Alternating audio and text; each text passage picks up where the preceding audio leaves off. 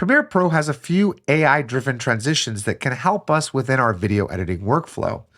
A common occurrence after text-based editing is if you remove pauses and ums, you now have a jump cut in various locations of what your subject is saying.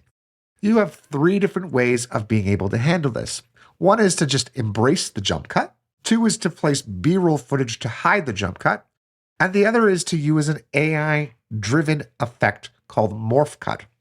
So let's just take a look at the first and second cuts here in my timeline, which were created using text-based editing and removing pauses from the subject's speech. So I'll just play back so we can see the difference between the first and second clip. Quite a huge change, and the difference in the subject's position in the second and third clip. First of all, to find the Morph Cut transition, you could head to your Effects tab. You'll want to press Shift-7 to reveal it if you don't see that. And let's just do a search for Morph Cut. Under Video Transitions, we'll see the Morph Cut, and I'll take this and apply in between my second and third edit.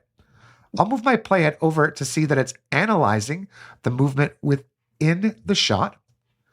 And now, if I play this back, it tries to morph the last few frames of the second shot with the first few frames of the third shot. Let's see how it did. Layout, So it did a pretty good job with the morph, although it does occur for quite a long period of time.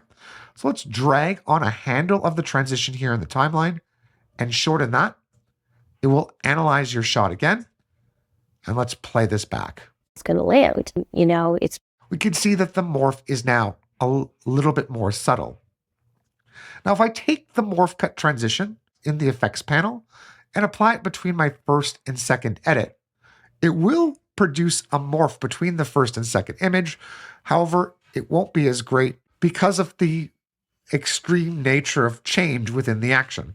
So let's play this back. Correction. Where do you think We could try making this Morph Cut shorter, let it analyze and play it back. where do you think Again, too aggressive. We might want to add a few frames there to our outgoing clip, which I'm doing by just pressing the Command key and making the out point a little bit longer so that the action looks a bit more similar between these two shots. So let me press the space bar now.